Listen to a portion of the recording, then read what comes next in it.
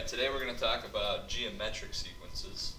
And another specific type of sequence that we've already talked about is an arithmetic sequence. And you can see in the upper right hand corner there that an arithmetic sequence, as a reminder, is a sequence where we add or subtract by the same amount every time in between each term. A geometric sequence is where you multiply or divide by the same amount every time to get the next term. Towards the bottom here, in the middle of the screen, to find the next three terms of a geometric sequence, you just have to find the rule in which they are multiplying by. So it goes 5, 10, 20, 40. So it looks like we're doubling each time. So times 2, times 2, times 2. So to get my next three terms, I just take 40 times 2 and get 80. And then I take 80 times 2, 160. And then I take 160 times 2 and I get 320. So there we go. Those would be the next three terms. They're just double each time. Alright. Now another thing that we're going to have to be able to do, knowing what the difference between arithmetic sequence and a geometric sequence is, can we decipher between the two, and also can we decide if it's a sequence that is neither. So we'll put these in each category here. So looking at A, 8, 4, 2, 1, looks like we are dividing by 2 each time. And it's okay if this goes into decimals, so the next term would be 1/2. We're dividing by 2 each time. That looks like a geometric sequence. Alright, sometimes when we look at like B, it goes from negative to positive, negative to positive.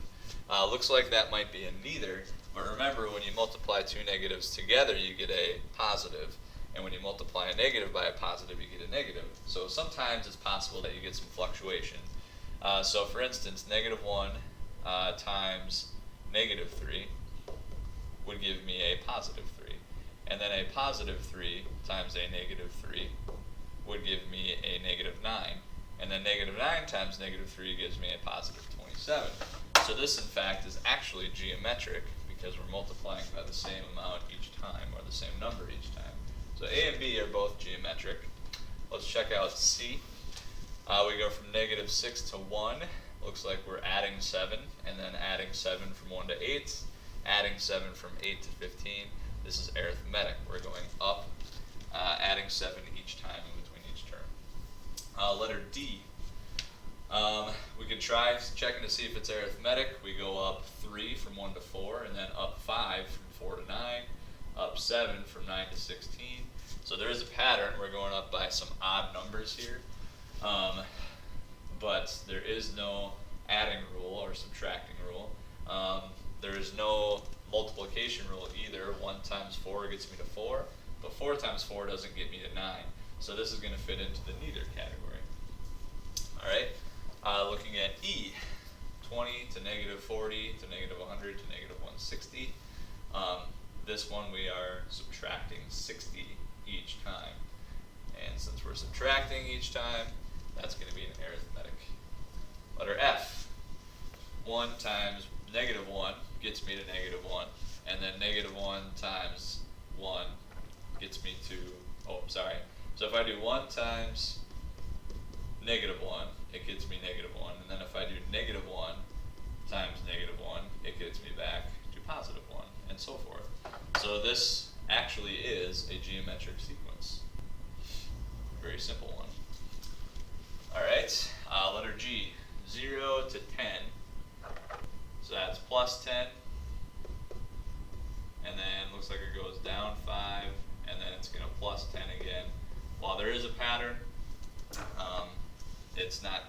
you're not going up or down by the same amount each time. So this is a neither, and there's no multiplication or division rule that goes with that either. H also has a pattern. It's a very famous sequence, actually. It's called the Fibonacci sequence. And you actually look at the term before it. So 1 plus 1 gives you 2, and then 1 plus 2 gives you 3, and so forth. But again, this is a neither sequence. There's no consistent rule here. And then lastly, letter I, negative 5 to negative 13 to negative 21.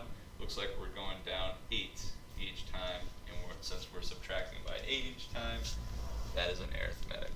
Alright, so that's it for deciphering between arithmetic, geometric, and neither. The second video will just show you how to predict a term in the future.